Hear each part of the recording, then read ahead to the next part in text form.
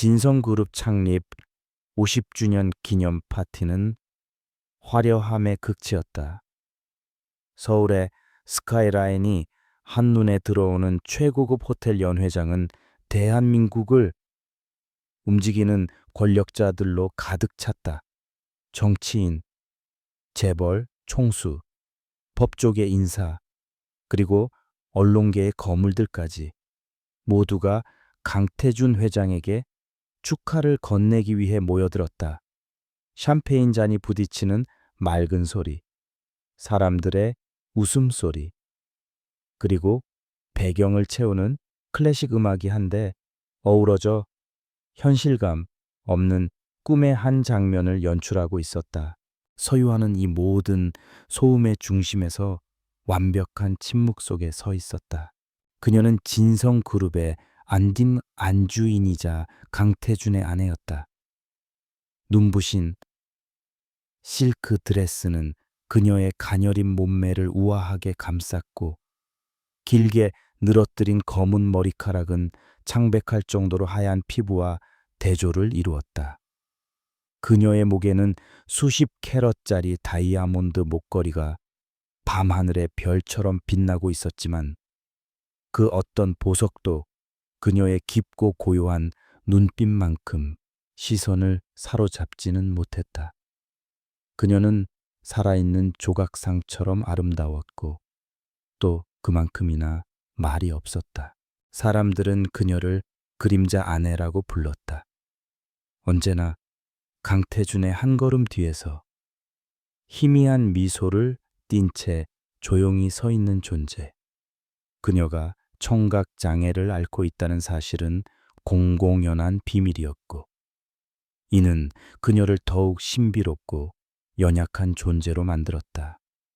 사람들은 그녀를 동정했고, 동시에 강태준의 너그러움에 감탄했다. 장애가 있는 아내를 보석처럼 아끼는 남자, 완벽한 남편의 이미지였다. 회장님, 다시 한번 축하드립니다. 진성의 50년 역사는 대한민국 경제의 역사 그 자체입니다. 한 국회의원이 아첨이 가득한 목소리로 강태준에게 허리를 굽혔다. 강태준은 여유로운 미소로 화답했다. 그의 잘생긴 얼굴에는 오만함과 자신감이 조화롭게 새겨져 있었다. 그는 아내의 허리를 부드럽게 감싸 안으며 말했다. 과찬이십니다, 의원님. 다 여기 있는 제 아내 덕분입니다. 집사람이 내조를 잘해준 덕에 제가 일에만 전념할 수 있었죠. 그의 손길은 다정했지만 유하의 어깨를 살짝 누르는 힘에서는 소유욕이 느껴졌다. 유하는 남편의 말에 맞춰 수줍은 미소를 지어 보였다. 그녀의 연기는 완벽했다. 아무도 그녀의 미소 뒤에 숨겨진 차가운 계산을 읽지 못했다. 내줘라. 당신이 그 단어의 뜻을 알기나 할까? 강태준, 유하는 속으로 비웃었다. 그녀에게 세상은 소리가 없는 영화와 같았다. 하지만 소리가 없기에 그녀는 다른 모든 감각이 괴물처럼 발달했다. 그녀는 사람들의 입술 움직임, 미세한 표정 변화, 눈빛의 떨림, 그리고 몸짓 하나하나에서 거짓과 진실을 읽어내는 법을 터득했다. 이 시끄러운 파티장은 그녀에게 가장 풍부한 정보가 흐르는 강이었다. 강태준은 유하를 아름다운 트로피 이상으로 생각하지 않았다. 그녀의 침묵은 그의 권력을 더욱 돋보이게 하는 배경이었고, 그녀의 장애는 그의 자비심을 과시하는 도구였다. 그는 유하가 집안의 장식품처럼 그저 아름답게 존재하기만을 바랐다. 그가 밤늦게 서재에서 나누는 은밀한 통화들, 그의 책상 위에 놓인 이중 장부들, 그리고 그의 주변을 맴도는 의심스러운 인물들에 대해 그녀가 아무것도 모르기를 바랐다. 그의 가장 큰 착각이었다. 파티가 절정으로 치달을 무렵 강태준은 자신의 핵심 측근 몇 명을 데리고 연회장 구석의 발코니로 향했다. 두꺼운 방탄 유리가 파티장의 소음을 어느 정도 차단해 주었고 서울의 야경이 그들의 발 아래 융단처럼 펼쳐졌다. 유하는 자연스럽게 그의 뒤를 따랐다. 강태준은 그녀가 곁에 있다는 사실조차 잊은 듯 했다. 어차피 그녀는 아무것도 듣지 못할 테니까. 프로메테스 건은 어떻게 되어가고 있나? 강태준이 낮은 목소리로 물었다. 그의 평소 매력적인 목소리는 온데간데 없고 칼날처럼 차갑고 날카로운 음성이었다. 진성그룹의 전략기획실장인 조상무가 긴장한 표정으로 답했다. 마무리 단계입니다. 회장님, 다음 주 주주총회에서 신규 에너지 사업 안건만 통과되면 페이퍼 컴퍼니를 통한 자금 세탁 경로는 완벽해집니다. 최소 5천억 원의 비자금을 조성할 수 있습니다. 유한은 발코니 난간에 기댄 채 무심한 표정으로 야경을 감상하는 척했다. 하지만 그녀의 눈은 유리창에 비친 조상무의 입술 모양을 정확히 포착하고 있었다. 프로메테스 주주총회, 페이퍼 컴퍼니, 5천억, 퍼즐 조각들이 머릿속에서 섬광처럼 맞춰졌다. 또 다른 임원인 박전무가 끼어들었다. 그의 얼굴에는 탐욕과 불안이 뒤섞여 있었다. 다만 걸림돌이 하나 있습니다. 사명바이오의 김진우 사장, 그자가 끝까지 인수를 거부하고 버티고 있습니다. 그 친구가 가진 기술 특허가 꼭 필요한데 말입니다. 강태준의 눈이 차갑게 빛났다. 그는 와인 잔을 들어 한 모금 마셨다. 김진우라. 아직도 자기가 정의의 사도인 줄 아는군. 세상이 얼마나 무서운 곳인지 가르쳐 줄 필요가 있겠어. 어떻게 처리할까요? 늘 하던 대로 해. 오늘 언론에 익명의 제보를 흘려. 연구비 횡령, 임상실험 결과 조작, 뭐든 좋아. 개미 투자자들이 동요하기 시작하면 주가는 폭락할 거고 우린 헐값에 회사를 집어삼키면 그만이야. 저항이 거세면 그의 가족 관계부터 다시 훑어봐. 약점 없는 인간은 없으니까. 잔인한 말들이 아무렇지 않게 오갔다. 그들은 한 사람의 인생과 한 기업의 운명을 벌레 한 마리 죽이듯 결정하고 있었다. 유아는 심장이 얼어붙는 것을 느꼈다. 그녀는 남편의 부도덕함을 이미 알고 있었지만 그의 악랄함이 이 정도일 줄은 몰랐다. 이것은 단순한 비자금 조성이 아니었다. 모든 것을 파괴하고 집어삼키는 거대한 악이었다. 대화는 몇 분 더 이어졌다. 그들은 자신들의 계획에 취해 있었고 바로 옆에 자신들의 모든 비밀을 듣고 있는 존재가 있다는 사실은 꿈에도 몰랐다. 유아는 모든 단어, 모든 이름, 모든 숫자를 뇌리에 새겼다. 그녀의 머리는 이제 거대한 정보 분석실이 되어 방금 입수한 데이터를 분류하고 연결하기 시작했다.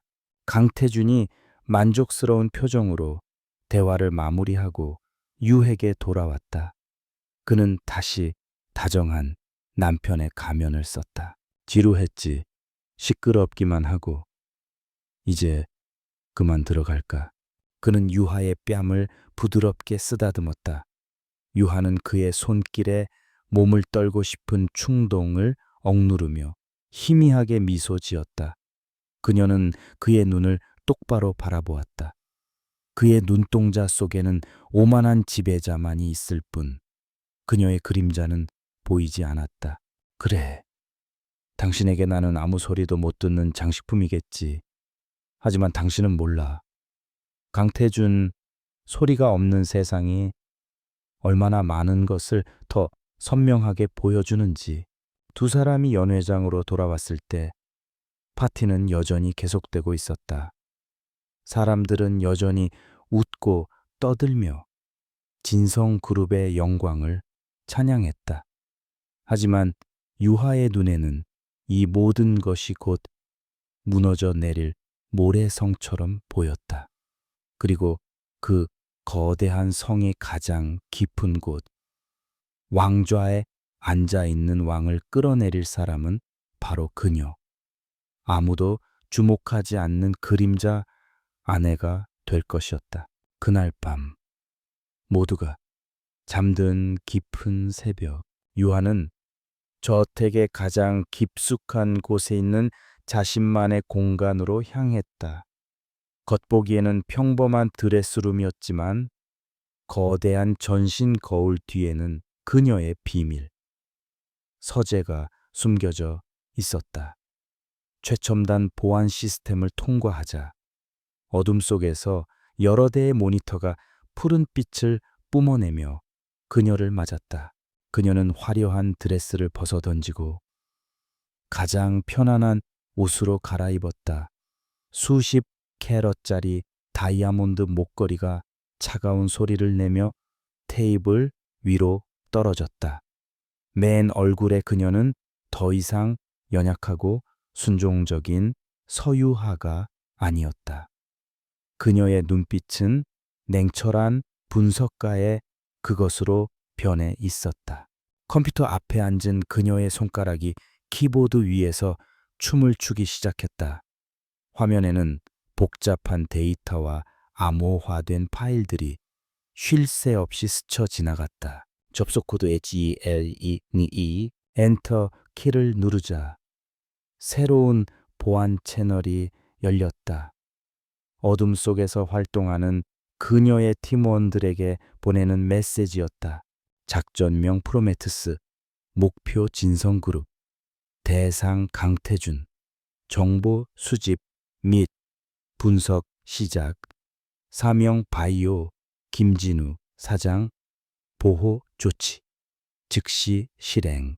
메시지를 보낸 유아는 의자에 깊숙이 몸을 기댔다. 창밖으로 새벽의 여명이 밝아오고 있었다. 지난 몇 년간 그녀는 이 순간을 위해 살아왔다. 아버지의 회사를 억울하게 빼앗고 그녀의 가족을 파멸시킨 남자가 바로 강태준이었다. 그는 복수를 위해 접근한 그녀의 의도를 전혀 눈치채지 못한 채 그녀의 연약함에 반해 결혼을 제안했다. 그리고 그녀는 기꺼이 그의 새장 속으로 걸어 들어왔다. 이제 사냥의 시간이 시작되었다. 화려한 파티, 오만한 CEO, 그리고 그의 비밀을 모두 꿰뚫어 본 청각장애 아내. 세상은 아직 몰랐다. 가장 고요한 곳에서 가장 무서운 폭풍이 시작되고 있다는 것을. 강태준의 제국에 첫 번째 균열을 일으킨 것은 바로 그가 가장 무시하고 업신여기던 존재의 손끝에서였다. 창립 기념 파티가 끝나고 며칠이 흘렀다.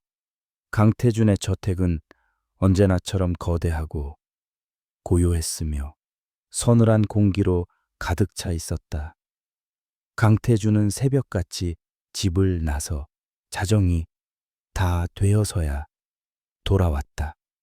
그의 제국을 유지하고 확장하기 위한 전쟁은 단 하루도 멈추지 않았다. 그는 집에 있는 아내에게는 거의 신경 쓰지 않았다. 유하가 조용히 저택을 관리하고 가끔 자선 행사에 얼굴을 비추며 완벽한 아내의 역할을 수행하는 것만으로도 만족했다. 그녀가 자신의 세상에 어떤 위협도 되지 않는 아름답지만 무력한 존재라는 사실에 안심했다.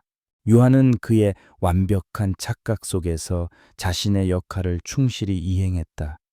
아침이면 그의 넥타이를 골라주고 저녁이면 따뜻한 욕조를 준비했다.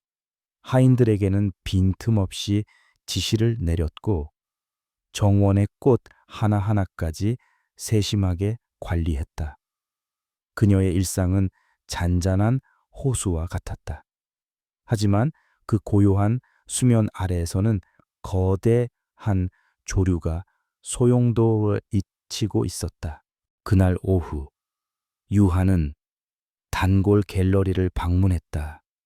신진 작가들의 작품을 후원하는 것은 그녀의 몇 안 되는 공식적인 외부 활동 중 하나였다.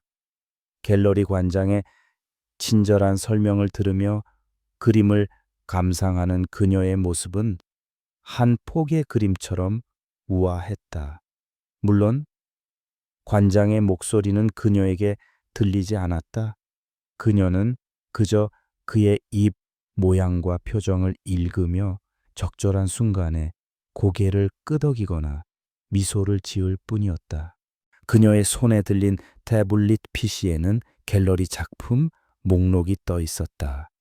하지만 그녀가 특수한 보안 필름이 부착된 화면을 특정 각도로 기울이자 작품 목록은 사라지고 복잡한 암호문으로 가득 찬 화면이 나타났다. 이것은 그녀의 팀과 소통하는 여러 비밀 채널 중 하나였다. 그리고 방금 케르베로스라는 ATYNT Succeed 채널을 통해 긴급 메시지 하나가 도착해 있었다. 발신자는 익명, 내용은 절박했다. 전설적인 해결사 헬레나에게 간청합니다. 거대 악의 손에 모든 것을 잃게 되었습니다. 제 아버지의 피와 땀이 담긴 회사가 제 인생이 송두리째 무너지고 있습니다.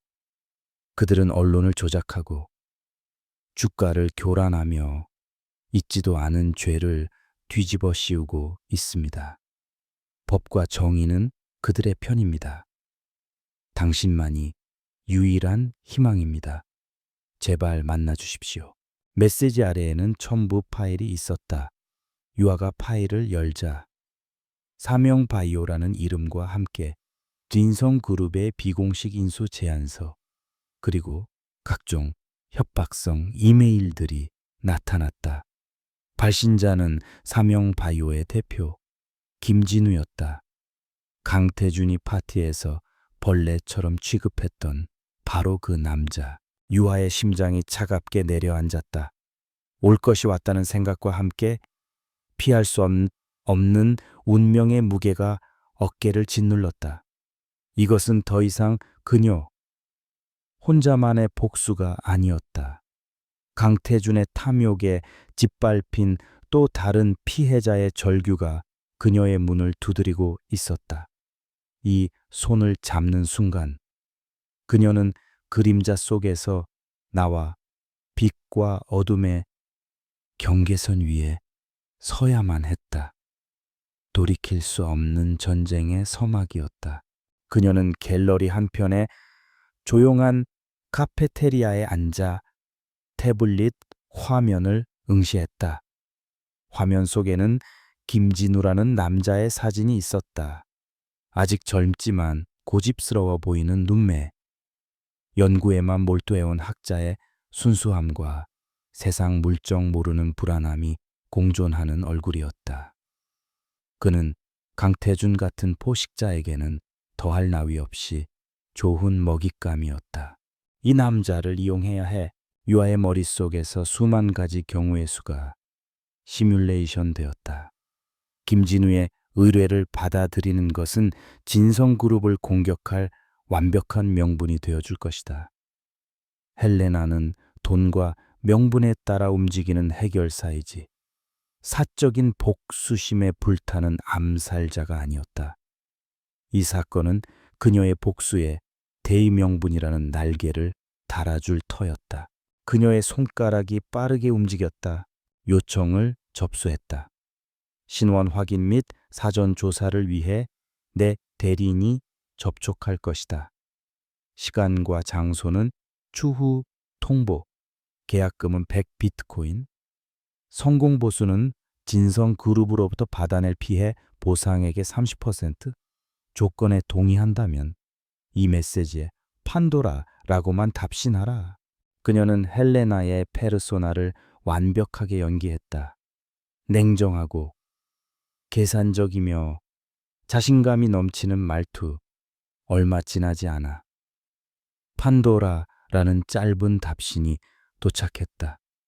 상자 뚜껑은 열렸다.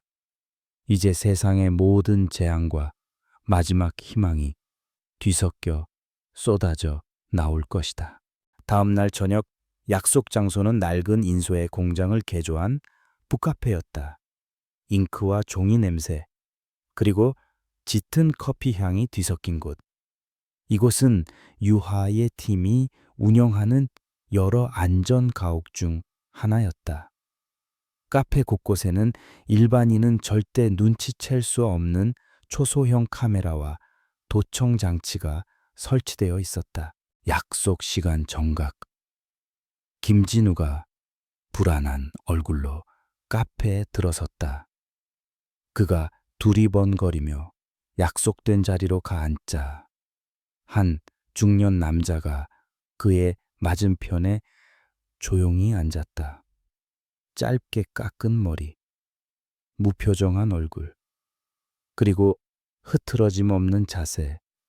전직 국정원 요원 출신이자 유하의 아버지 때부터 집안을 섬겨온 충직한 비서 조 실장이었다.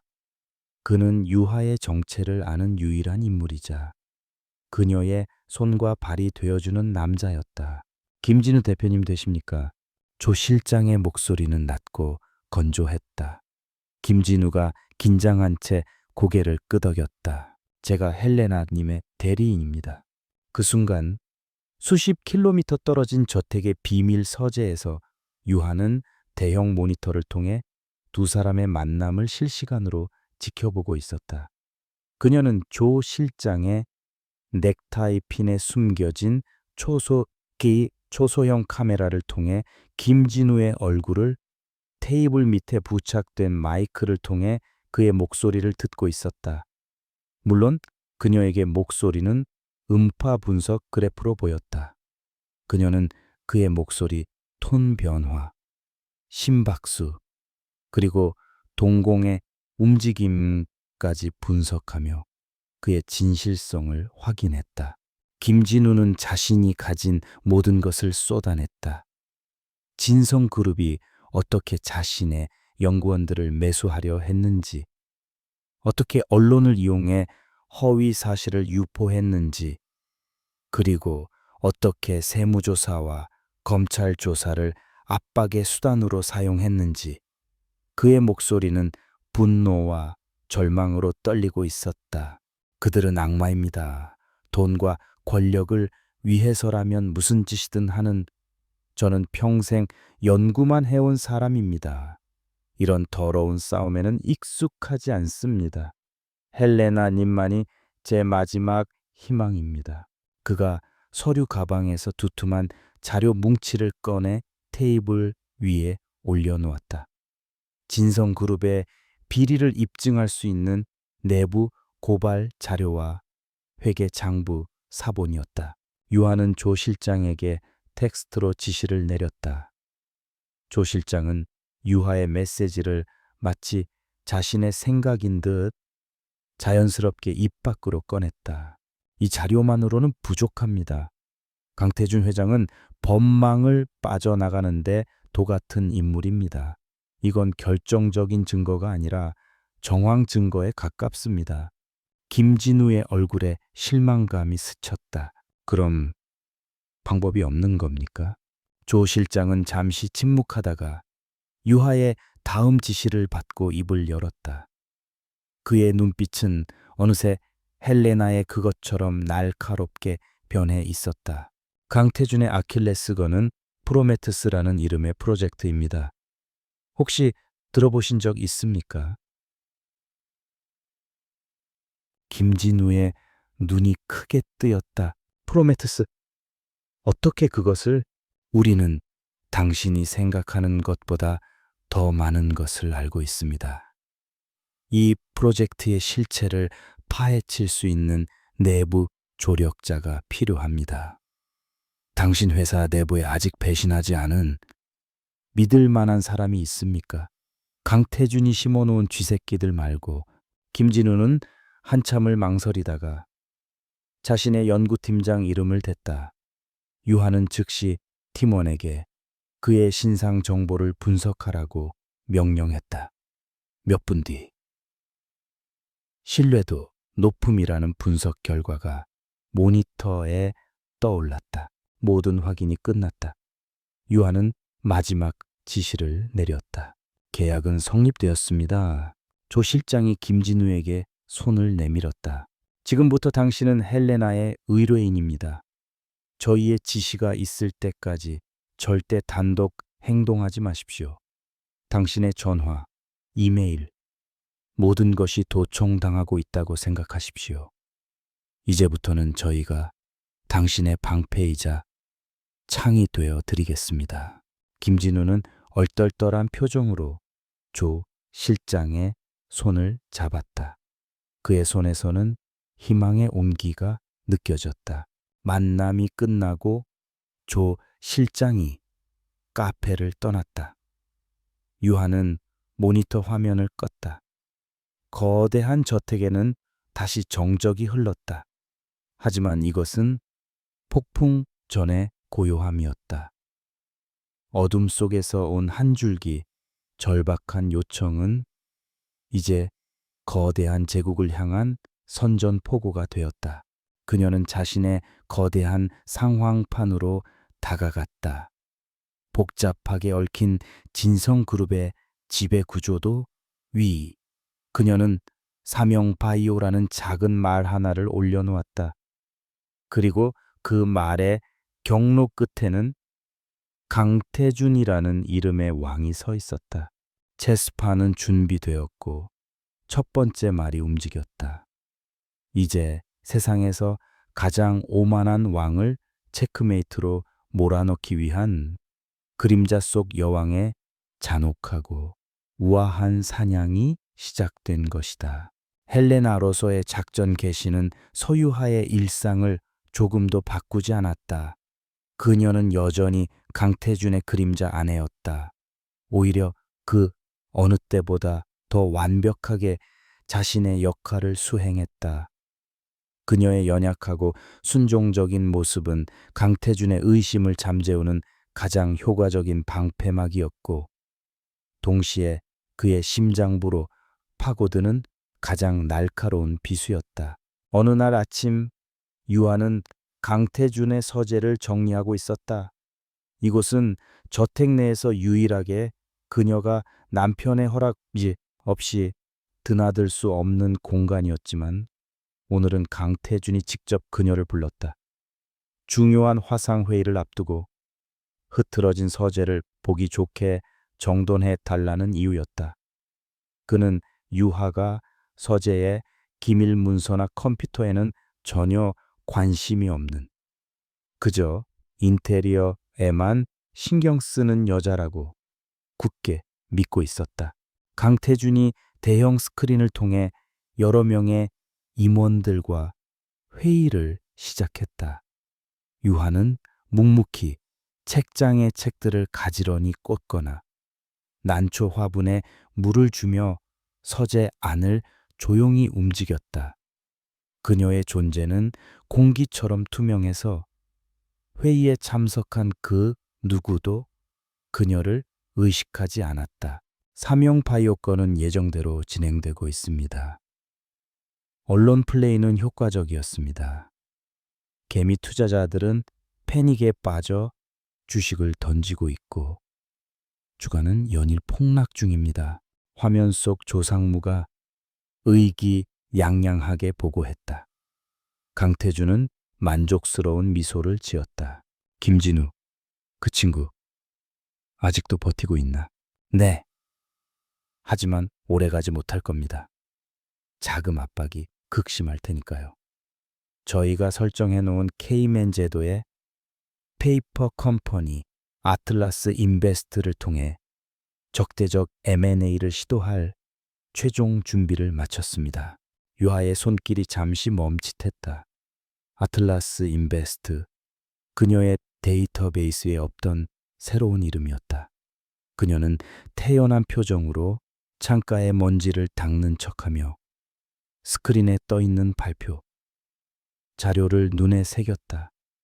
복잡한 자금 흐름도 깨알 같은 글씨로 적힌 해외 법인들의 이름들. 그녀의 뇌는 고성능 스캐너처럼 모든 시각 정보를 완벽하게 저장하고 있었다. 회의가 끝나고 강태준은 다음 일정을 위해 서둘러 서재를 나섰다. 그는 잠시 망설이다.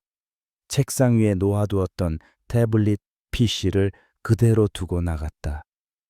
비밀번호는 6자리 숫자, 그의 지문으로만 열리는 최신 기존이었다. 하지만 그는 몰랐다. 유아가 지난 몇 달간 그의 모든 행동 패턴을 분석해왔다는 사실을. 그녀는 그의 손가락이 터치스크린 위를 스쳐 지나갈 때의 미세한 각도와 잔상을 기억해 비밀번호 트라이 아코 07를 이미 오래전에 알아냈었다. 그의 첫사랑의 생일이었다. 오만한 그가 가장 감성적인 비밀번호를 쓴다는 아이러니를 유하는 비웃었다. 강태준이 떠나고 서재에 완벽한 정적이 찾아왔다. 유하는 문을 잠그고 자신의 브로치에서 눈에 보이지도 않을 만큼 작은 렌즈를 꺼냈다. 그녀는 태블릿의 잠금을 해제하고 방금 전 회의 자료를 포함한 프로메테스 프로젝트 관련 파일들을 화면에 띄웠다. 그리고 렌즈를 통해 불과 1분도 안 되는 시간 동안 수백 페이지에 달하는 자료들을 전부 스캔했다. 흔적을 남기지 않기 위한 그녀만의 방식이었다. 모든 것을 마친 그녀는 아무 일도 없었다는 듯이 서재를 나왔다. 그녀의 표정은 평온했지만 머릿속에서는 방금 얻은 정보를 바탕으로 한 거대한 전쟁 시뮬레이션이 시작되고 있었다. 그날 밤 헬레나의 지휘센터는 그 어느 때보다 밝게 빛났다. 유하가 스캔한 자료들은 즉시 팀원들에게 전송되었다. 자료를 분석하기 시작한 팀원들의 채팅창이 빠르게 올라갔다. 오라클 아틀라스 인베스트 확인. 케이맨 제도에 등록된 유령 회사. 자본금 1달러. 이사 명단은 전부 차명 계정. 전형적인 자금 세탁용 창구야. 카산드라 자금 흐름 추적 완료. 스위스 비밀 계좌에서 나온 돈이 파나마, 버진 아일랜드를 거쳐 아틀라스 인베스트로 흘러들어갔어. 최소 3천억 원 규모. 강태준, 도대체 돈을 얼마나 빼돌린 거야. 유하는 거대한 스크린에 진성그룹의 자금 네트워크를 그리기 시작했다. 강태준이 흘린 정보 조각들과 김진우가 제공한 자료, 그리고 이번에 확보한 기밀 문서가 합쳐지자 괴물 같은 실체가 드러나기 시작했다. 그것은 단순한 비자금 조성이 아니었다. 여러 개의 유령 회사를 문어발처럼 거느리며 주가를 조작하고 경쟁 기업을 파멸시키고 그 과정에서 나온 불법 자금을 세탁해 다시 스위스 비밀 계좌로 되돌리는 완벽한 범죄의 시스템이었다. 프로메테스는 그 시스템의 심장이었다. 조 실장 김진우 대표 측 내부 조력자와 접촉했습니다. 그가 아틀라스 인베스트의 자금 집행 예정일을 확인해 주었습니다. 주주총회 DC, 즉 다음 주 월요일입니다. 모든 정보가 하나의 지점을 가리키고 있었다. 다음 주 월요일.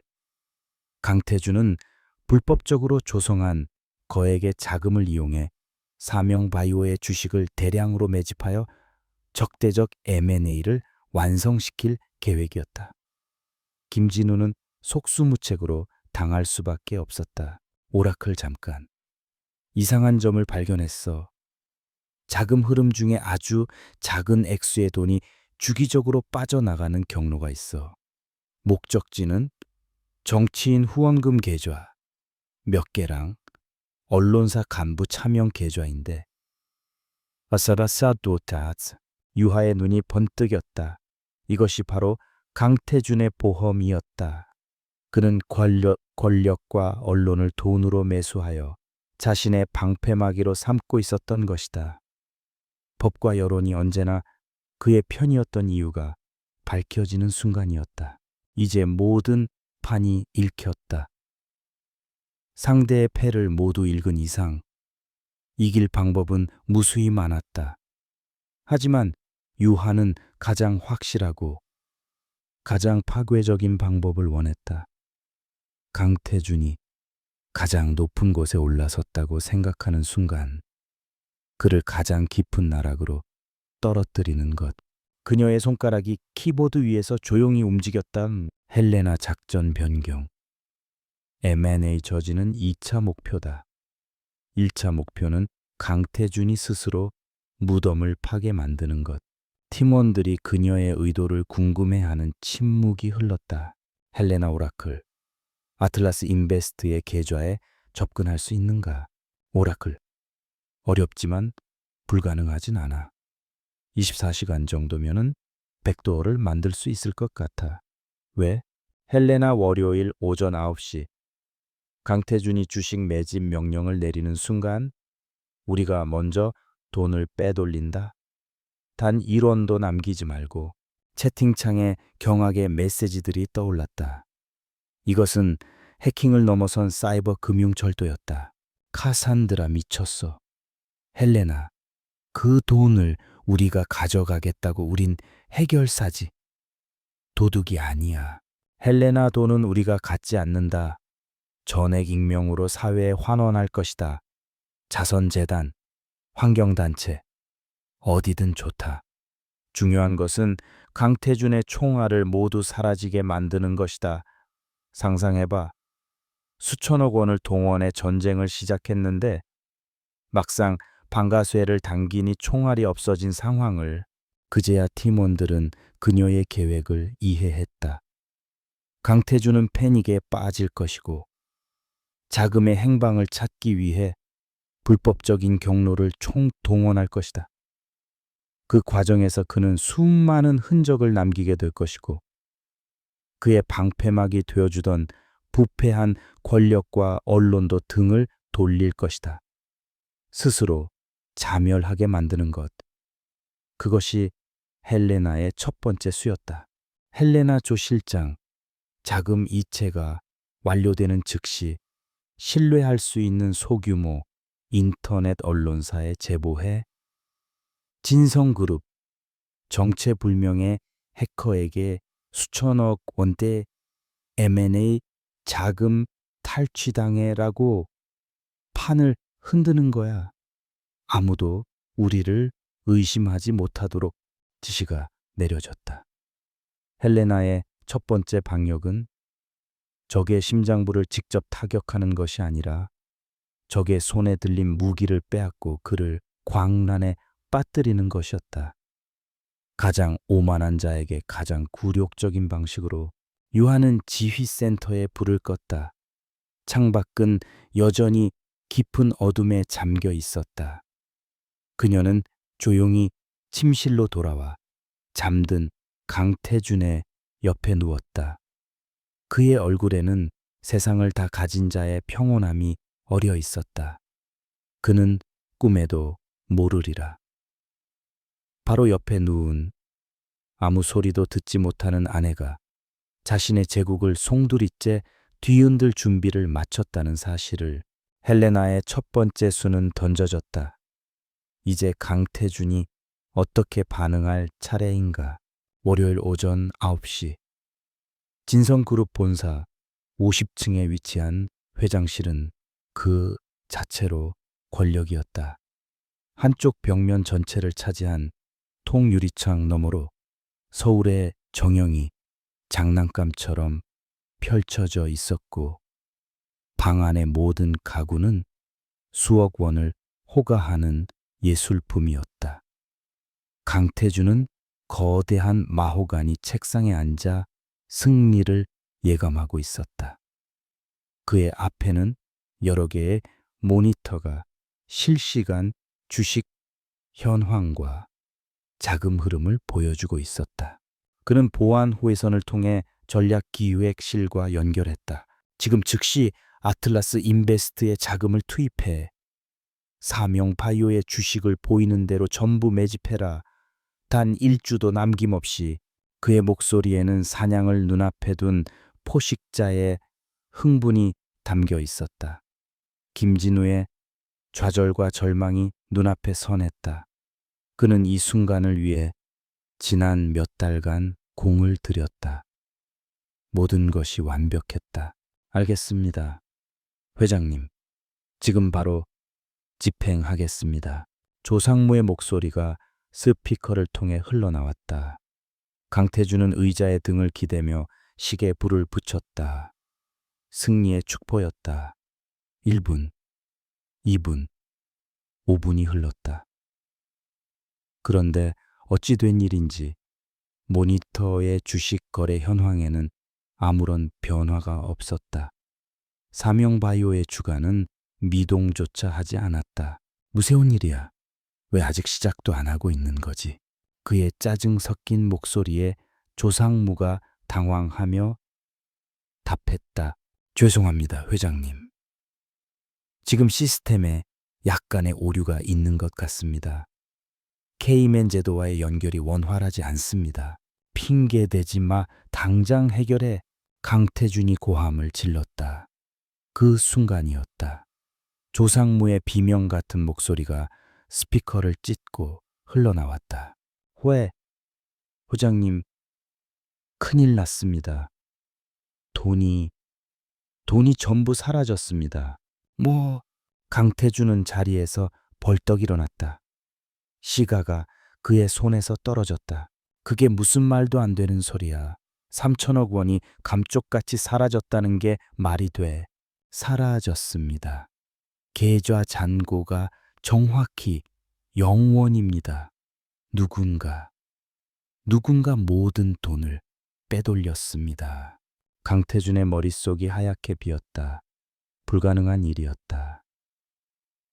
아틀라스 인베스트의 계좌는 세계 최고 수준의 보안 전문가들이 구축한 철옹성이었다. 국정원의 해커 부대라도 뚫는데 며칠은 좋게 걸릴 시스템이었다. 그런데 불과 몇 분 사이에 모든 돈이 증발해버렸다. 그의 이성이 분노에 잠식당하기 시작했다. 그는 책상 위에 있던 크리스탈 재떨이를 집어들어 벽에 던져버렸다. 와장창 재떨이가 산산조각 나며 파편이 사방으로 튀었다. 찾아내, 당장 그 새끼들 찾아내. 내부 소행이야. 배신자가 있어. 그가 미친 듯이 소리치는 동안 비서가 하얗게 질린 얼굴로 허락도 없이 회장실 문을 열고 뛰어들어왔다. 회장님, 지금 인터넷에 이상한 기사가. 비서가 내민 태블릿 화면에는 조잡한 인터넷 언론사의 로고와 함께 충격적인 제목이 떠 있었다.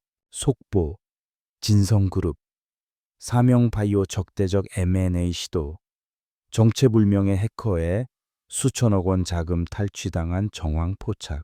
기사는 매우 짧고 추측성이었지만 사명바이오, 적대적 M&A, 수천억 원. 해킹이라는 핵심 단어들을 정확히 짚어내고 있었다. 헬레나가 뿌린 불씨가 정확히 의도한 곳에 떨어진 것이다. 기사는 순식간에 소셜 미디어를 통해 바이러스처럼 퍼져나가기 시작했다. 강태준은 태블릿을 빼앗아 들고 기사를 읽었다. 그의 얼굴이 분노로 시뻘겋게 달아올랐다. 돈이 사라진 것을 안 지 10분도 채 되지 않았다. 그런데 어떻게 언론이 먼저 이 사실을 알 수 있는가? 이것은 단순한 해킹이 아니었다. 자신을 겨냥한 정교한 공격이었다. 그의 머릿속에서 의심의 회로가 맹렬하게 돌아가기 시작했다.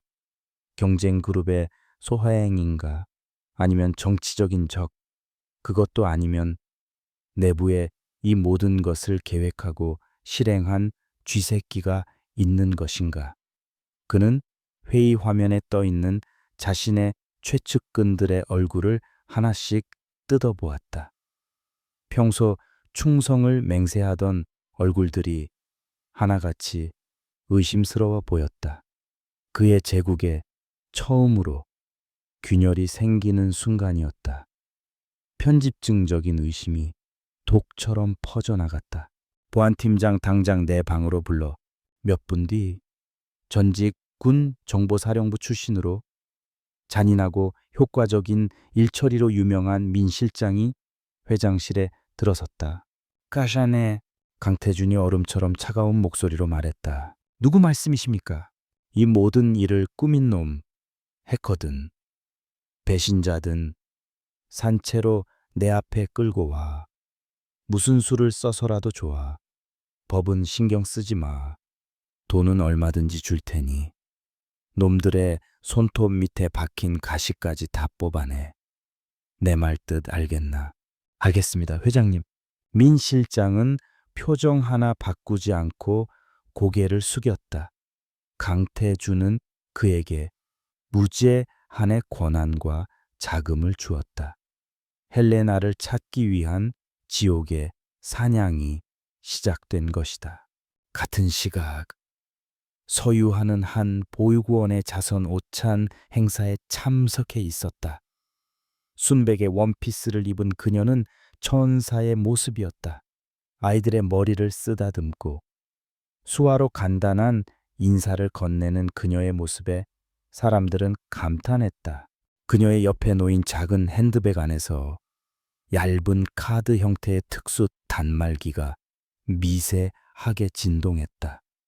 암호화된 메시지가 도착한 것이다. 오라클 임무 완수. 3대 28억 원 전액. 전 세계 50개 자선단체 및 환경보호단체 계좌로 분산 이체 완료. 디지털 경로 완벽 소거. 조 실장 언론 작업 성공. 1차 유포기사. 현재 포털 사이트 실시간 검색어 3위 진입. 주요 언론사들이 기사를 인용하기 시작했습니다. 유하는 아이에게 부드러운 미소를 지어 보이며 테이블 밑으로 손을 내려 단말기를 만졌다. 그녀의 손끝에서 확인이라는 짧은 답신이 전송되었다. 그녀가 일으킨 거대한 폭풍의 중심에서 그녀는 더할 나위 없이 평온했다. 옆자리에 앉은 한 재단 이사장의 휴대폰에서 뉴스 알림이 울렸다. 그녀는 화면을 보더니 어머, 세상에 하며 옆 사람과 수군거리기 시작했다. 진성그룹이 해킹을 당했대요. 그것도 수천억 원을. 그녀들의 놀란 목소리는 유하에게 들리지 않았다. 하지만 그녀는 그들의 입모양과 표정만으로 모든 것을 알 수 있었다. 자신이 계획한 대로 파문은 정확하게 퍼져나가고 있었다. 그날 밤 강태준은 술에 취해 비틀거리며 저택으로 돌아왔다. 하루 종일 그는 사람들을 닥달하고 소리치고 의심했다. 하지만 알아낸 것은 아무것도 없었다. 범인은 흔적조차 남기지 않았다. 그의 완벽한 제국에 정체 모를 적이 침입했다는 사실은 그를 미치게 만들었다. 침실은 어둡고 조용했다. 유하가 침대에서 곤히 잠들어 있었다. 그는 침대 곁으로 다가가 아내의 잠든 얼굴을 내려다보았다. 세상의 더러움이 전혀 묻지 않은 평화롭고 아름다운 얼굴. 이 저택에서 그의 인생에서 유일하게 단순하고 순수하며 완벽하게 그의 통제해 있는 존재였다. 그는 잠시나마 소유욕 섞인 안도감을 느꼈다. 그는 이 세상 모든 것을 잃더라도 이 여자는 자신의 곁에 있을 것이라고 믿었다. 그는 자신의 악몽을 만들어낸 설계자가 바로 옆에 누워 그의 다음 수를 계산하며 숨죽이고 있다는 사실을 꿈에도 몰랐다. 강태준의 관계, 어린 사냥은 이제 막 시작되었다. 그리고 그는 사냥감이 파놓은 함정을 향해 똑바로 걸어가고 있었다. 모든 곳을 뒤지면서 정작 가장 가까운 곳은 단 한 번도 돌아보지 않은 채 헬레나의 첫 번째 공격은 성공적이었다. 강태준은 광란에 빠졌고 진성그룹은 혼돈에 휩싸였다. 셌다. 하지만 그것은 서막에 불과했다. 유아가 진정으로 원했던 것은 강태준의 제국을 뿌리째 뒤흔들 수 있는 그의 모든 범죄가 기록된 프로메테스 프로젝트의 원본 장부, 즉 판도라의 상자 그 자체였다. 그러나 그 상자는 강철로 된 벽 뒤에 숨겨져 있었다. 헬레나의 지휘센터. 메인 스크린에는 복잡한 코드로 이루어진 거대한 방패 모양의 아이콘이 떠 있었다. 진성그룹의 메인 서버를 지키는 AI 기반 차세대 보안 시스템. 코드네임 아르고스였다. 그리스 신화에 나오는 100개의 눈을 가진 거인의 이름처럼 아르고스는 단 하나의 침입 시도도 놓치지 않았다. 오라클 젠장, 이건 괴물이야. 7번의 침투를 시도했지만 모두 0.1초 만에 감지되고 차단됐어. 심지어 내 IP를 역추적하려고까지 해. 이 시스템을 만든 놈은 천재, 아니면 악마야. 오라클의 메시지에는 평소에 자신감이 사라지고 초조함이 묻어났다. 강태준이 천문학적인 돈을 쏟아부어 만든 이 디지털 요새는 외부에서의 공격을 사실상 불가능하게 만들었다. 원본 장부를 손에 넣으려면 성벽을 부수는 것이 아니라 성문으로 직접 걸어 들어가야만 했다. 즉, 내부에서만 접근 가능한 물리적 단서나 최고 관리자의 접근 권한이 필요했다. 한편 그때하다 강태준의 사냥가의 민 실장의 수사망은 무서운 속도로 헬레나의 턱 밑까지 쫓아오고 있었다. 그는 디지털 흔적 대신 아날로그적인 인간의 흔적을 쫓았다. 그는 자금 탈취 사건을 처음 보도했던 인터넷 언론사 대표를 반쯤 죽여놨고 결국 그가 익명의 제보자에게서 정보를 받았다는 자백을 받아냈다. 물론 제보자는 변장한 조 실장이었다. CCTV 사각지대에서 만났고 대포폰을 사용했기에 직접적인 연결고리는 없었다. 하지만 민 실장은 끈질겼다. 그는 주변의 모든 CCTV를 샅샅이 뒤져 제보자와 만난 장소 근처를 지나갔던 차량 수천 대의 번호를 확보했다. 그리고 국토부와 경찰 내부의 정보원을 이용해 그 차량들을 하나씩 대여해 나가기 시작했다. 그것은 모래사장에서 바늘을 찾는 것과 같은 무모한 작업이었지만 민 실장은 그런 종류의 인간이었다. 위험은 예고 없이 찾아왔다. 그날 오후 유하는 저택 온실에서 난초를 돌보고 있었다. 강태준이 유일하게 그녀에게 허락한 취미였다. 흙냄새와 습한 공기, 그리고 아름다운 꽃들은 그녀에게 유일한 안식처였다. 그때 등 뒤에서 차가운 목소리가 들렸다. 사모님, 유아가 돌아보자. 민 실장이 무표정한 월에 정한 얼굴로 서 있었다. 경호원도 없이 혼자였다. 그의 등장은 불길한 징조였다. 유한은 놀란 표정을 짓다가 이내 부드럽게 미소 지으며 고개를 까딱 숙였다. 무슨 일이냐는 무언의 질문이었다. 민 실장은 그녀의 주변을 천천히 둘러보며 입을 열었다. 그의 눈은 사냥감의 약점을 찾는 맥힌 맹수처럼 번뜩였다. 회장님께서 맡기신 일을 조사하던 중 흥미로운 사실을 발견했습니다. 사건 당일 제보자 주변을 맴돌던 차량이 한 대 있었는데 그 차량의 소유주가 지금은 사라진 한 무역 회사 앞부로 되어 있더군요. 그는 잠시 말을 끊고 유하의 반응을 살폈다. 유하의 심장이 쿵 하고 바닥으로 떨어지는 것 같았다. 하지만 그녀의 얼굴 근육은 미동조차 하지 않았다. 그녀는 여전히 온화하고 순진한 표정으로 그의 입술을 쳐다볼 뿐이었다. 그런데 말입니다. 그 회사의 마지막 대표가 바로 사모님의 선친 되시는 서 회장님이었습니다. 참 이상한 우연이지 않습니까? 민 실장의 목소리가 칼날처럼 유하의 심장을 파고들었다. 들켰나? 아니, 이건 떠보는 것이다. 확신이 있었다면 이렇게 조용히 찾아오지 않았을 것이다. 지금 이 순간의 반응이 모든 것을 결정한다. 유하는 잠시 눈을 동그랗게 떴다가 슬픈 표정을 지었다.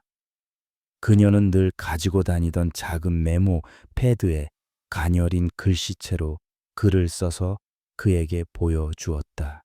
아버지의 Yes, 회사 말씀이신가요? 그 회사에 무슨 문제라도 있나요? 그녀의 연기는 신의 경지였다. 그리움, 슬픔, 그리고 세상 물정 모르는 순진함이 완벽하게 녹아 있었다. 민 실장의 날카로운 눈빛이 순간적으로 흔들렸다. 그가 보기에 그녀는 너무나 연약했다. 이런 거대한 음모를 꾸밀 수 있는 인물과는 거리가 멀었다. 그가 상상했던 헬레나는 냉혹하고 잔인한 승부사이지 온실 속 화초 같은 여인이 아니었다. 그의 의심이 거치려는 찰나 강태준이 굳은 얼굴로 온실에 들어섰다. 민 실장, 지금 여기서 뭐 하는 건가? 강태준의 목소리에는 분노가 서려 있었다.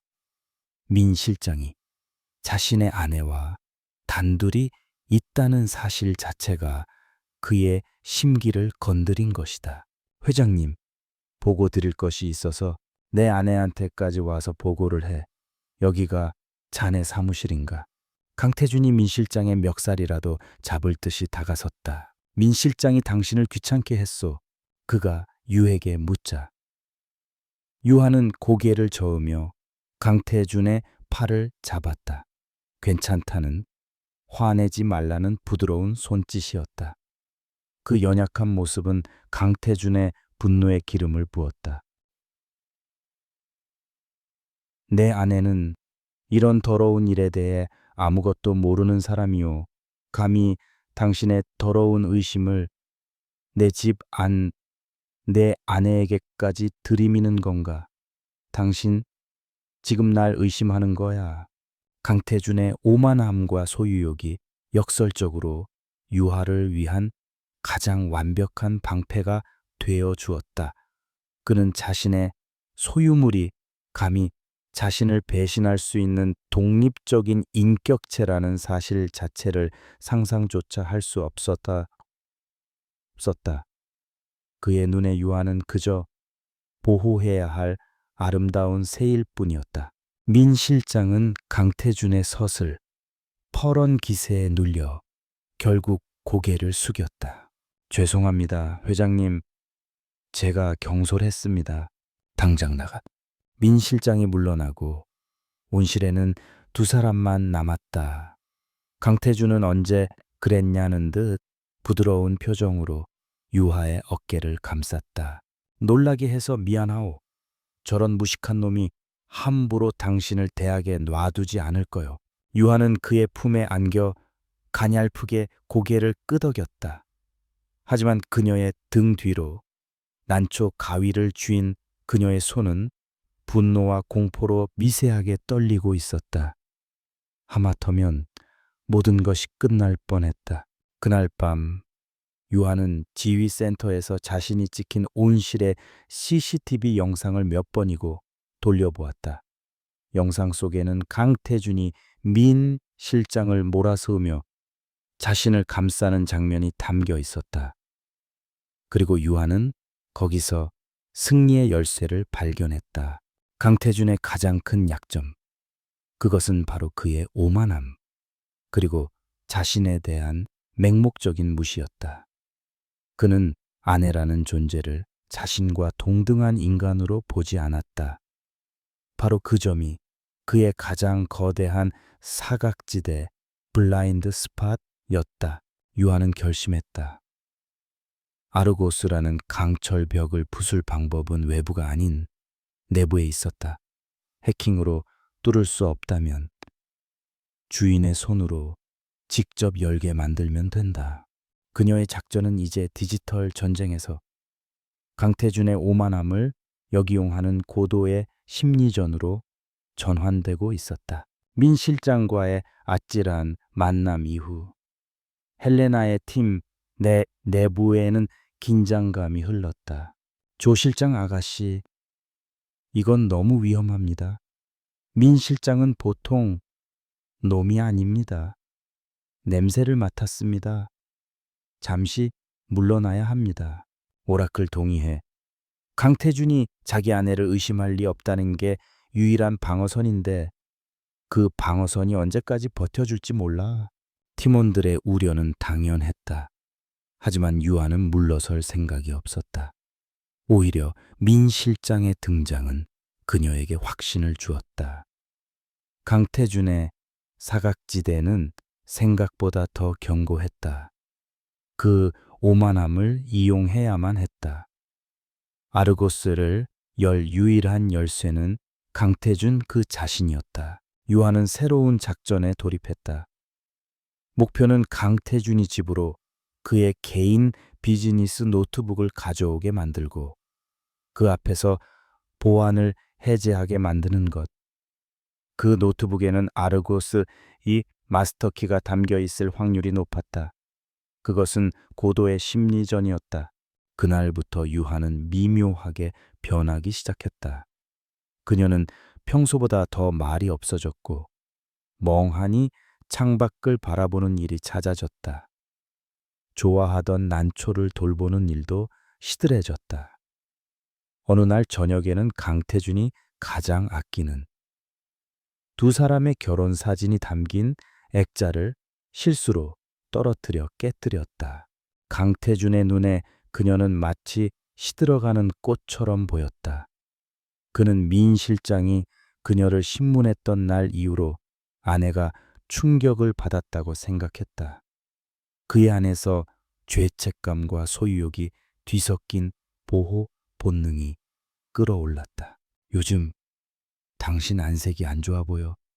무슨 일 있어? 저녁 식사 자리에서 그가 물었다.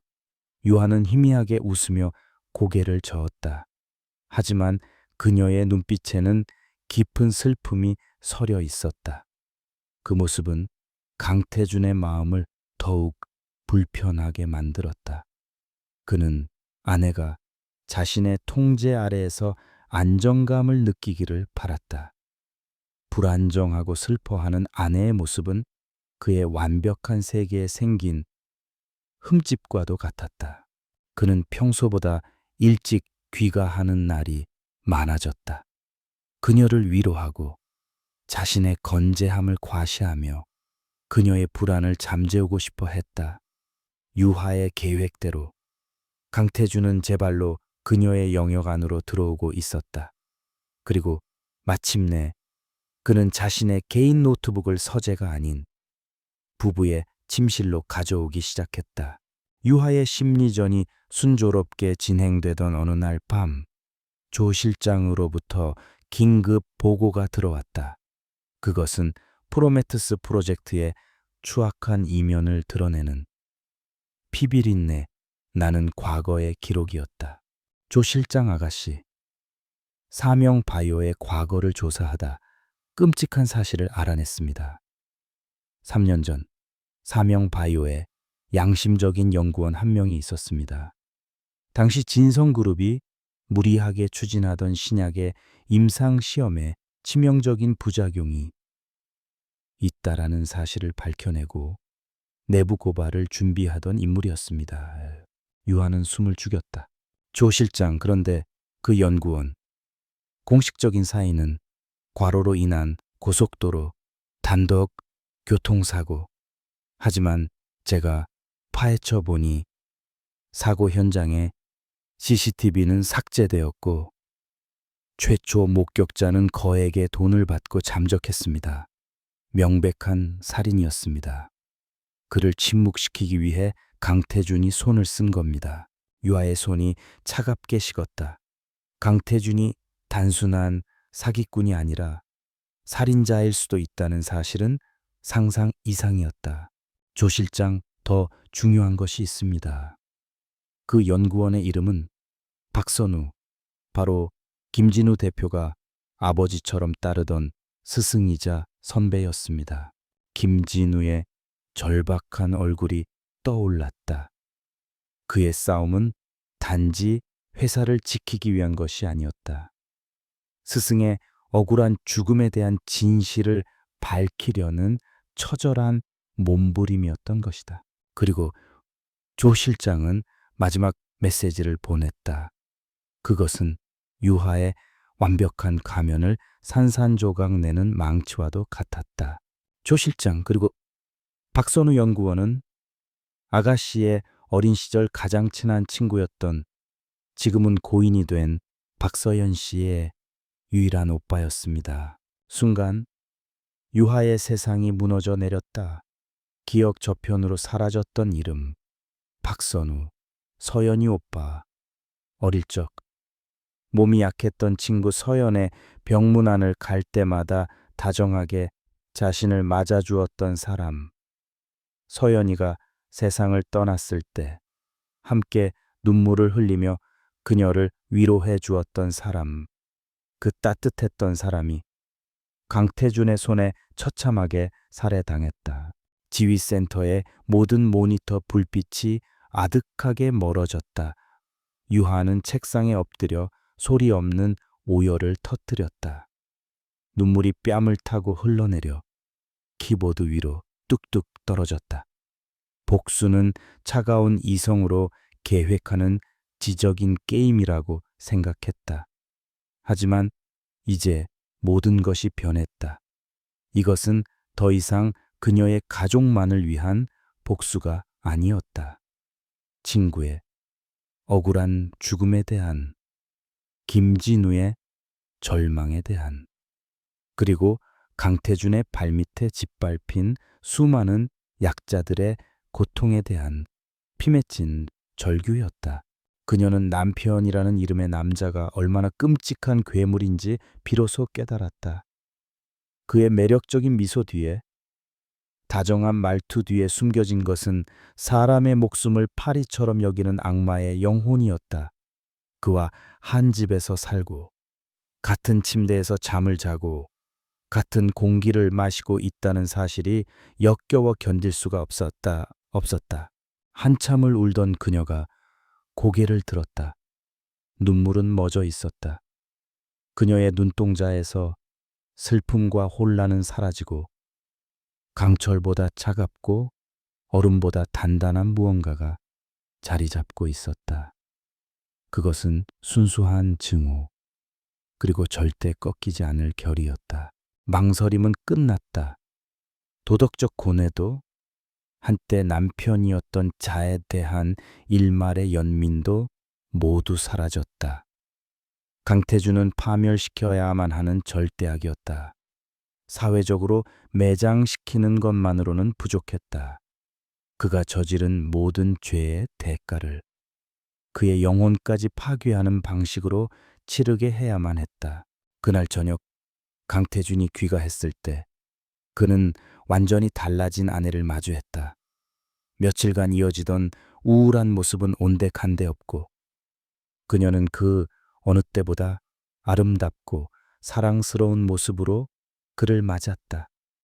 그녀는 그가 가장 좋아하는 음식과 와인을 준비해 두었다. 당신이 걱정하는 게 싫어서 이제부터 힘내기로 했어요. 그녀는 수화로 그리고 애정이 듬뿍 담긴 눈빛으로 그렇게 말했다. 강태준은 자신의 노력이 드디어 아내를 예전의 모습으로 되돌려 놓았다고 생각하며 기뻐했다. 그는 완전히 무장 해제되었다. 그는 와인을 마시며 기분 좋게 자신의 노트북을 열었다. 새로 인수한 해외 명품 브랜드의 프레젠테이션을 그녀에게 보여주며 자신의 능력을 과시하고 싶어 했다.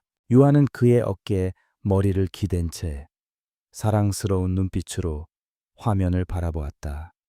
그리고 그녀의 눈은 그가 여러 개의 보안 단계를 거쳐 아르고스 서버의 관리자 페이지에 접속하는 모든 과정을 하나도 놓치지 않고 뇌리에 새기고 있었다.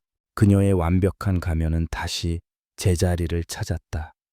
하지만 이제 그 가면의 안쪽은 복수라는 이름의 불길로 새까맣게 타들어가고 있었다.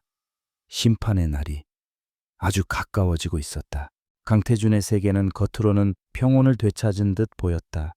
사랑스러운 아내는 다시 그의 곁에서 미소를 지었고 집은 안정되었다. 하지만 그의 제국은 보이지 않는 적의 공격으로 인해 뿌리부터 흔들리고 있었다. 3천억 원의 증발은 단순한 자금 손실이 아니었다. 그의 완벽한 통제력에 대한 정면 도전이었고 금융감독기관과 투자자들의 의심을 불러 일으키는 기폭제가 되었다. 그는 이 위기를 타개할 결정적인 한 방이 필요했다. 그리고 그 한 방은 여전히 사명 바이오의 인수였다. 그는 더욱더 수렁 속으로 빠져들었다. 조급함은 그의 판단력을 흐리게 만들었고 불안감은 그의 잔인함을 부추겼다. 그러던 중 그의 정보망을 통해 최악의 소식이 전해졌다. 김진우가 3년 전 박선우 연구원 사고의 유일한 목격자와 접촉한 것으로 보입니다. 민 실장의 보고는 강태준의 심장의 비수처럼 꽂혔다. 박선우. 그 이름은 그가 묻어버리고 싶었던 과거의 망령이었다. 김진우가 그 낡은 관을 다시 파헤치고 있었다. 만약 그 목격자가 입을 열게 된다면 비자금이나 주가 조작 따위와는 차원이 다른 살인교사라는 주홍 글씨가 그의 이마에 새겨지게 될 터였다. 그것은 모든 것의 끝이었다. 그 목격자 지금 어디 있지? 강태준의 목소리는 쇳소리처럼 갈라져 나왔다. 강원도의 한적한 산장에 숨어 지내고 있는 것 같습니다. 김진우가 곧 검찰에 증인으로 신청할 계획인 듯합니다. 처리해. 네, 처리하라고 했어. 강태준의 눈은 감정 없는 파충류의 그것과 같았다. 이번에는 흔적도 남기지 마. 사고든 실종이든 심장마비든 상관없어. 그냥 이 세상에서 사라지게 만들어.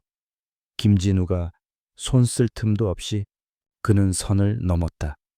돌아올 수 없는 강을 건넜다. 자신의 제국을 지키기 위해서라면 그는 기꺼이 악마가 될 준비가 되어 있었다. 하지만 그는 몰랐다. 이 모든 것이 헬레나가 설계한 거대한 덫이라는 사실을. 강원도 산장에 숨어 있는 목격자는 사실 조 실장이 섭외한 전직 연극 배우였다. 헬레나의 팀은 강태준의 정보망에 의도적으로 목격자의 위치를 흘렸다. 김진우가 그와 접촉하는 것처럼 꾸몄고 검찰에 출두할 것이라는 거짓 정보를 퍼뜨렸다. 강태준이 미끼를 물고 살인을 지시하도록 유도한 것이다.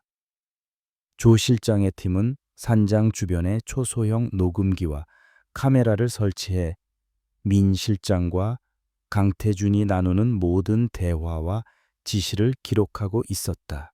며칠 뒤 뉴스 속보에 짧은 단신이 떴다. 강원도 산장 가스 폭발 사고, 투숙객 1명 사망. 민 실장은 강태준에게 임무 완수를 보고했다. 강태준은 보고를 받는 내내 표정 하나 변하지 않았다. 그는 자신의 앞길을 막던 마지막 장애물이 사라졌다고 믿었다. 이제 김진우의 손에는 아무런 패도 남아있지 않았다. 그는 완벽한 승리를 예감했다. 자신을 괴롭히던 정체불명의 적, 헬레나라는 존재도 결국 자신의 상대가 되지 못했다고 생각했다. 한낱 해커 따위가 자신의 철옹성을 무너뜨릴 수는 없었다. 그는 자신의 승리를 공식화하고 사명 바이오를 완전히 손에 넣기 위해 긴급 주주총회 소집을 명령했다. 그의 오만함은 하늘을 찔렀다. 그는 자신이 신이라도 된 것처럼 모든 것을 자신의 뜻대로 움직일 수 있다고 믿었다. 그리고 그 오만함이 그의 눈을 멀게 했다. 강태준의 자신감이 절정에 달했던 그날 밤, 유한은 그를 위한 마지막 무대를 준비했다. 여보, 오늘 와인 한잔 할까요? 당신 요즘 너무 힘들어 보여서요.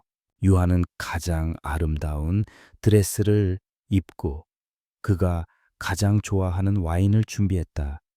그녀의 눈빛은 존경과 사랑으로 가득 차 있었다. 강태준은 의심 없이 그녀의 초대에 응했다. 그는 자신의 성공을 축하하고 자신을 숭배하는 아름다운 아내와 함께하는 이 순간을 만끽하고 싶었다. 두 사람은 거실에서 와인을 마셨다. 유한은 그의 성공담을 듣는 척하며 연신 감탄의 눈빛을 보냈다.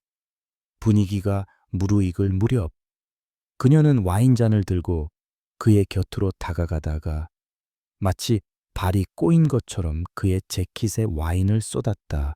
어머, 어떻게 미안해요. 여보, 그녀는 어쩔 줄 몰라 하며 당황한 연기를 했다. 붉은 와인이 그의 최고급 재킷을 적셨다. 괜찮아, 괜찮아. 이 재킷은 드라이클리닝 맡기면 그만이야. 강태준은 대수롭지 않게 웃으며 그녀를 안심시켰다. 마침 그에게 중요한 화상회의가 잡혀 있었다. 그는 서둘러 옷을 갈아입기 위해 침실로 향하며 와인이 묻은 재킷을 그녀에게 맡겼다. 이것 좀 부탁하오. 유하의 손에 재킷이 넘어왔다. 그녀가 기다렸던 순간이었다. 그녀는 재킷을 들고 세탁실로 향했다. 아무도 없는 세탁실에서 그녀의 손이 재킷 안주머니로 향했다. 그리고 마침내 그것을 손에 넣었다. USB 메모리 스틱처럼 생긴 작은 기기. 강태준이 항상 몸에 지니고 다니는 아르고스의 물리적 보안키였다. 유하의 손이 떨렸다. 하지만 그것은 두려움 때문이 아니었다. 거대한 적의 심장을 꿰뚫 무기를 손에 넣은 전율이었다. 그녀는 소매에 숨겨두었던 오라클이 만든 소형 복제 장치를 꺼냈다. 보안키를 장치에 꽂자 10초도 되지 않아 모든 데이터가 복제되었다. 삐빅 하는 작은 소리와 함께 복제가 완료되었다. 그녀는 원래의 보안키를 재킷 주머니에 다시 넣고 와인 얼룩을 감쪽같이 지웠다. 그리고 아무 일도 없었다는 듯이 회의를 위해 서재로 들어가는 강태준에게 재킷을 건네주었다. 여기요. 여보, 급한 대로 얼룩은 지웠어요. 껌 앞서 강태준은 무심하게 재킷을 받아들고 서재로 들어갔다. 그는 자신의 왕국으로 들어가는 열쇠를 자신의 손으로 직접 적에게 넘겨주었다는 사실을 꿈에도 상상하지 못했다. 유하는 차갑게 식은 복제 키를 손에 쥔 채 어둠 속에 서 있었다.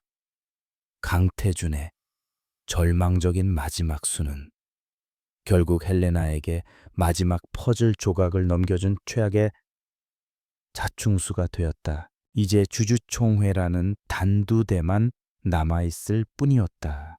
헬레나의 지휘센터는 이제 거대한 전쟁 준비 본부와 같았다.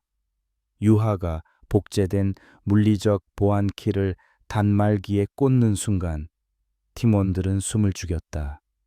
오라클의 손가락이 키보드 위에서 현란하게 움직였다.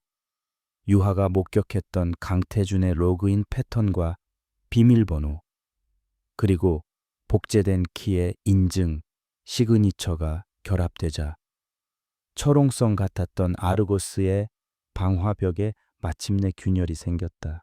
오라클 뚫었어. 세상에, 우리가 진성그룹의 심장부로 들어왔어. 채팅창에 짧은 환호가 터져 나왔다. 곧이어 진성그룹의 중앙 서버에 잠들어 있던 모든 데이터가 헬레나의 서버로 폭포수처럼 쏟아져 들어오기 시작했다. 그리고 마침내 그들이 그토록 찾아 헤매던 파일이 화면 중앙의 모습을 드러냈다. Project Prometheus Master Ledger Dat. 판도라의 상자가 열린 것이다. 그 안에는 강태준의 모든 범죄 기록이 담겨 있었다. 지난 10년간 그가 조성한 비자금의 흐름, 그 돈으로 매수한 정치인과 언론인들의 명단, 경쟁사를 무너뜨리기 위해 사용한 추악한 공작의 내용, 그리고 이 모든 것을 강태준이 직접 지시했음을 증명하는 암호화된 메모들까지. 그것은 그의 제국이 피와 거짓말 위에 세워진 모래성이었음을 증명하는 완벽한 증거였다. 하지만 유하는 여기서 멈추지 않았다. 금융범죄는 그를 감옥에 보낼 수는 있어도 그의 영혼을 파괴할 수는 없었다. 그녀가 원한 것은 완전한 심판이었다. 조 실장님, 미끼는 어떻게 되었죠? 그녀가 조 실장에게 묻자 모니터에 영상 파일 하나가 재생되었다. 강태준이 민 실장에게 목격자를 처리하라고 명령하는 내용이 담긴 녹음 파일과 민 실장의 팀이 강원도 산장에서 가스 폭발 사고를 위장하는 장면이 찍힌 CCTV 영상이었다. 조 실장 완벽하게 확보했습니다. 강태준은 자신이 살인 교사 혐의까지 뒤집어쓰게 될 것이라고는 꿈에도 생각 못할 겁니다. 이것이 바로 헬레나의 결정타였다. 강태준의 오만함을 역이용해 그가 스스로 자신의 목에 올가미를 걸게 만든 것이다. 이제 모든 무기는 준비되었다. 남은 것은 이 무기들을 가장 효과적으로 휘두를 마지막 무대를 준비하는 것뿐이었다. 주주총회까지 남은 시간은 단 사흘. 헬레나의 팀은 밤낮 없이 마지막 작전을 준비했다. 금융분석가 카산드라는 프로메테스 장부를 바탕으로 강태준이 어떻게 주주들의 돈을 훔쳐 자신의 배를 불렸는지를 한눈에 보여주는 시각 자료를 만들었다.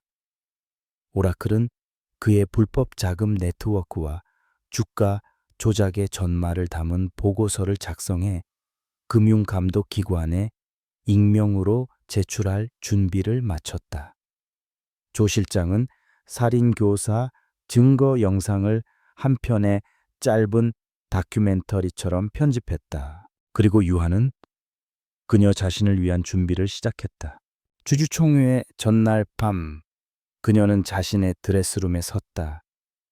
그곳에는 지난 몇 년간 서유하라는 역할을 연기하기 위해 입었던 수십 벌의 옷들이 걸려 있었다. 부드러운 파스텔 톤의 원피스, 가녀린 실루엣의 블라우스, 순종적으로 보이는 플레어 스커트. 그녀는 그 옷들을 하나씩 만져보았다. 그것은 그녀의 갑옷이었고 동시에 감옥이었다. 그녀는 그 모든 옷들을 지나쳐 드레스룸 가장 깊숙한 곳에 걸어두었던 옷 한 벌을 꺼내들었다. 그것은 그녀가 헬레나로서의 삶을 결심했을 때 맞춰두었던, 단 한 번도 입지 않았던 옷이었다. 날카롭게 재단된 짙은 네이비 색의 팬츠, 슈트. 그 어떤 장식도 없는 미니멀한 디자인이었지만 그 자체로 권위와 지성을 내뿜고 있었다. 그녀는 거울 앞에서 슈트를 입어보았다. 거울 속에는 더 이상 연약한 그림자 안에는 없었다. 그곳에는 모든 것을 꿰뚫어 보는 듯한 깊은 눈, 굳게 담은 입술, 그리고 세상을 향해 자신의 목소리를 낼 준비가 된 한 명의 전사가 서 있었다. 그녀는 소리내어 말하는 대신 자신의 존재감으로, 눈빛으로, 그리고 단호한 표정으로 말하는 법을 연습했다. 서유하라는 가면을 벗고 헬레나라는 본 모습, 아니 서유하 본연의 강인함을 되찾는 의식이었다. 같은 시각 강태준은 강남의 한 고급배에서 자신의 측근들과 축배를 들고 있었다. 내일이면 사명 바이오는 우리 것이 됩니다. 회장님의 위대한 승리를 위하여. 조상무의 아첨 섞인 목소리에 모두가 잔을 부딪혔다. 강태준은 세상을 다 가진 남자의 미소를 지었다. 그는 내일 주주총회에서 약간의 반대가 있겠지만 자신이 매수해 놓은 지분과 권력으로 모든 것을 짓누를 수 있다고 확신했다. 그는 자신의 발밑이 무너져 내리고 있다는 사실을 전혀 감지하지 못했다. 저택의 지휘센터. 유하는 실시간으로 강태준이 술에 취해 웃고 떠드는 모습을 지켜보고 있었다. 그녀의 얼굴은 거대한 전투를 앞둔 장군처럼 고요하고 차가웠다. 그녀는 자신의 팀에게 마지막 명령을 내렸다. 헬레나, 모든 준비는 끝났다. 내일 오전 10시 예정대로 진행한다. 이것은 복수가 아니다. 심판이다. 그녀는 주주총회에서 사용할 최종 프레젠테이션 파일을 USB에 담았다. 파일의 이름은 단 2글자였다. 심판 셴판. 유아가 메인 컴퓨터에 전원을 끄자 방 안은 어둠에 잠겼다. 오직 책상 위에 놓인 USB의 작은 불빛만이 깜빡이고 있었다. 마지막 막이 오를 준비가 끝났다. 이제 세상에서 가장 오만한 왕을 단두대로 이끌 시간이었다. 진성그룹 임시 주주총회가 열리는 본사 대강당은 수백 명의 주주와 기자들로 가득 차 보이지 않는 전쟁터의 긴장감이 감돌았다. 강태준은 단상 위에 서서 좌중을 압도했다. 최고급 맞춤 정장을 입은 그는 자신감 넘치는 미소와 카리스마로 최근의 위기를 성장을 위한 작은 소음으로 치부하며 주주들을 능숙하게 안심시켰다. 존경하는 주주 여러분, 최근 우리 진성을 흔들려는 외부에 불순한 시도가 있었습니다.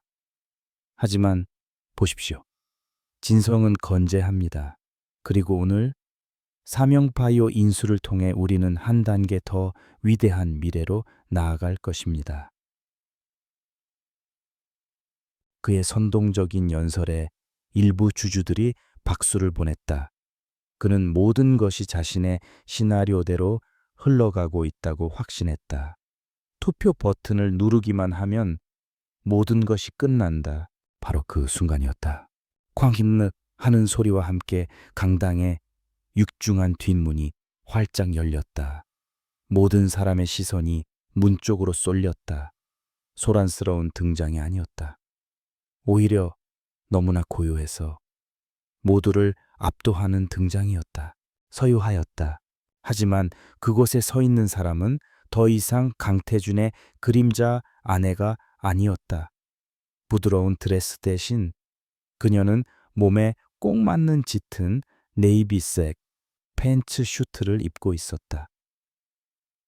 길었던 머리는 단정하게 묶어 올렸고 평소에 연약한 미소는 사라진 얼굴에는 얼음 같은 냉철함과 강인한 결의가 서려 있었다.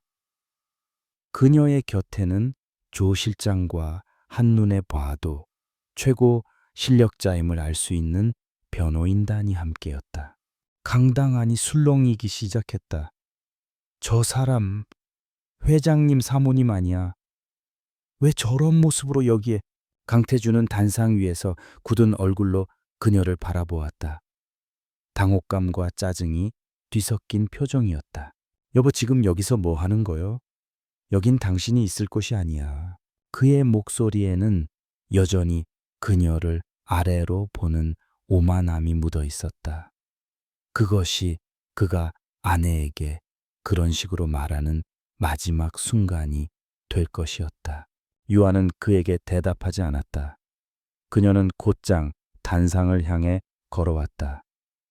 그녀의 또각거리는 구두 소리가 소란스러운 강당 안을 기묘하게 장악했다. 그녀가 단상 앞에 멈춰서자 조 실장이 앞으로 나서 의장에게 정중하지만 단호한 목소리로 말했다. 이장님, 긴급 발언을 요청합니다. 저희는 현 대표이사 강태준 씨의 경영 자격에 대한 중대한 이의를 제기하며 사명 바이오 인수 안건의 불법성에 대한 명백한 증거를 모든 주주 앞에서 공개하고자 합니다. 강태준이 격분해서 소리치려던 순간 유하의 변호사가 법적 효력이 담긴 서류를 의장에게 제출했다. 소액 주주들의 동의를 얻은 긴급 안건 상정 요청서였다.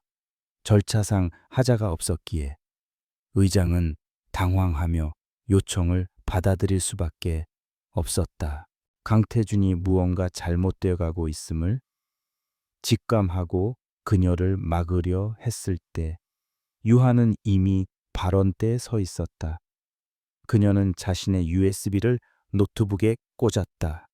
강태준의 등 뒤 진성에 빛나는 미래를 보여주던 거대한 스크린이 순간 검게 변했다. 그리고 잠시 후 스크린 중앙에 우아한 필기체의 알파벳 한 글자가 떠올랐다.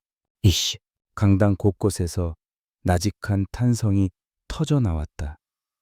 금융계의 어둠 속에서 전설처럼 떠돌던 이름, 기업들의 온갖 비리를 파헤치고 심판을 내린다는 익명의 해결사, 헬레나. 마사카. 강태준의 얼굴에서 핏기가 사라졌다. 그는 믿을 수 없다는 듯 발언대에 선 아내와 스크린의 H를 번갈아 쳐다보았다. 그리고 심판이 시작되었다. 스크린에는 프로메트스 프로젝트의 마스터 장부가 펼쳐졌다. 강태준이 지난 10년간 어떻게 주주들의 돈을 빼돌려 왔는지가 적나라하게 드러났다. 스위스와 케이맨 제도를 오가는 자금의 흐름, 그 돈으로 매수한 정치인과 언론인들의 명단, 모든 것이 한눈에 들어오는 그래프와 도표로 변환되어 있었다. 주주들의 얼굴이 하얗게 질리기 시작했다. 이 다음 순간 강당 전체에 차갑고 냉정한 목소리가 울려 퍼졌다. 처리해. 이번에는 흔적도 남기지 마. 그냥 이 세상에서 사라지게 만들어. 강태준 자신의 목소리였다. 조 실장이 미끼로 던졌던 가짜 목격자를 제거하라고 민 실장에게 명령하는 소름 끼치는 녹음 파일이었다. 뒤이어 민 실장의 팀이 가스 폭발을 위장하는 CCTV 영상이 재생되었다. 강당은 아수라장이 되었다. 주주들의 고함, 기자들의 카메라 플래시가 폭풍처럼 터져 나왔다. 강태준은 온몸을 부들부들 떨며 발언대에 선 여자를 응시했다. 말이 안 됐다.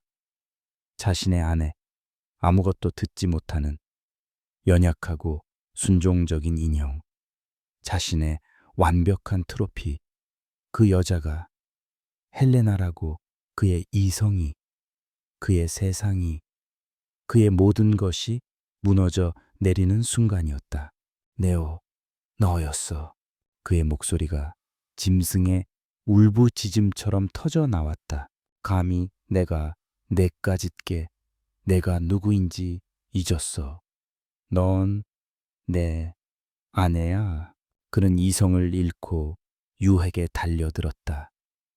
그의 오만한 가면은 산산조각 났고 그 안에는 통제불능의 야수가 날뛰고 있었다. 그가 그녀에게 닿기 직전 조 실장과 보안 요원들이 그의 앞을 막아섰다. 이 미친년, 내가 너를 죽여버릴 거야. 죽여버릴 거라고. 그는 붙잡힌 채 발버둥치며 악을 썼다. 그의 추악한 본성이 만천에 드러났다. 오만한 시온은 더 이상 자신을 억제할 수 없었다. 유한은 단상 위에서 그 모든 것을 조용히 지켜보고 있었다. 그녀의 눈에는 두려움도 동정심도 없었다. 오직 차가운 경멸과 끝을 고하는 단호함만이 서려 있었다. 그녀는 단 한마디도 입 밖으로 내지 않았다. 하지만 그녀의 침묵은 그 어떤 웅변보다도 더 강력하게 그의 죄를 고발하고 있었다. 그 순간 강당의 문이 다시 열리고 헬레나 팀의 사전 제보를 받은 검찰 수사관들이 들이닥쳤다. 가면은 떨어졌다. 그녀의 가면이 아닌 그의 가면이. 그리고 그 아래에서 드러난 것은 추악한 괴물의 민낯이었다. 기나긴 침묵의 전쟁은 그녀의 완벽한 승리로 끝을 맺었다. 주주총회장의 아수라장은 다니엘이 한미국을 뒤흔든 헬레나 게이트웨이의 서막이었다. 검찰에 연행되면서까지 아내를 향해 저주를 퍼붓던 강태준의 추악한 모습은 모든 언론의 헤드라인을 장식했다. 진성그룹의 주가는 개장과 동시에 사상 최악의 폭락을 기록했고 결국 거래가 정지되었다. 한순간에 무너진 신화였다. 유한은 폭풍의 눈처럼 그 모든 혼돈의 중심에서 조용히 걸어 나왔다. 쏟아지는 기자들의 질문 세례에도 그녀는 단 한 번도 뒤돌아보지 않았다. 그녀의 전쟁은 끝났다. 이제는 심판과 재건의 시간이었다. 이어진 몇 주간 대한민국은 헬레나가 던진 폭탄의 파편에 연일 들썩였다. 강태준의 지시를 받아 움직였던 민 실장과 조상무를 비롯한 핵심 측근들이 줄줄이 구속되었다. 유아가 제출한 증거는 너무나도 완벽하고 방대해서 그들은 감히 저항할 생각조차 하지 못했다. 강태준이 돈으로 쌓아 올렸던 부패한 권력의 카르텔은 속절없이 무너져 내렸다. 결국 법정 관리에 들어간 진성그룹의 처리 문제는 국가적인 이슈가 되었다. 이때 법원은 익명의 헬레나에게 그룹 정상화를 위한 특별 자문위원직을 맡아달라는 파격적인 제안을 했다. 유한은 변호인단을 통해 그 제안을 수락했다. 그녀는 경영 전면에 나서지 않았다.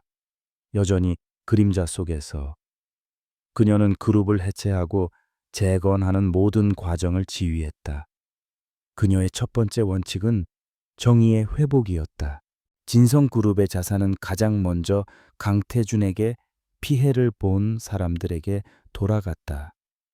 김진우의 사명바이오는 막대한 피해 보상금을 받아 회사를 정상화하고 세계적인 바이오 기업으로 성장할 발판을 마련했다. 억울하게 목숨을 잃은 박선우 연구원의 유가족에게는 공식적인 사과와 함께 정당한 보상이 이루어졌다. 강태준의 적대적 M&A로 인해 쓰러져간 수많은 중소기업들에도 보상 절차가 진행되었다.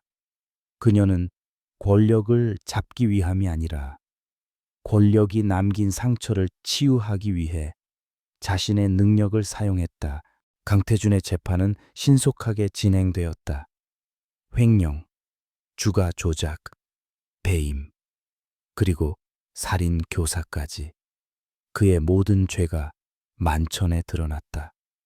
결국 재판부는 그에게 무기징역을 선고했다. 선고가 내려지던 날, 유한은 방청석 가장 뒷자리에 조용히 앉아 있었다. 모든 것을 잃고 늙고 병든 죄수가 된 강태준이 잠시 그녀를 돌아보았다. 그의 눈에는 증오도 후회도 아닌 텅 빈 공허함만이 남아 있었다. 유한은 그의 눈을 피하지 않았다. 그녀의 눈에도 승리감이나 기쁨은 없었다. 오직 길고 길었던 싸움을 끝낸 자의 고요한 평온함만이 존재했다. 몇 달 뒤, 가을 햇살이 따사로운 어느 날 오후, 유한은 더 이상 어두운 지휘센터나 차가운 법정에 있지 않았다. 그녀는 한 대학교의 푸른 잔디밭을 걷고 있었다. 그녀는 자신의 모든 재산을 털어 친구 박서연과 그녀의 오빠 박선우의 이름을 딴 공익재단을 설립했다.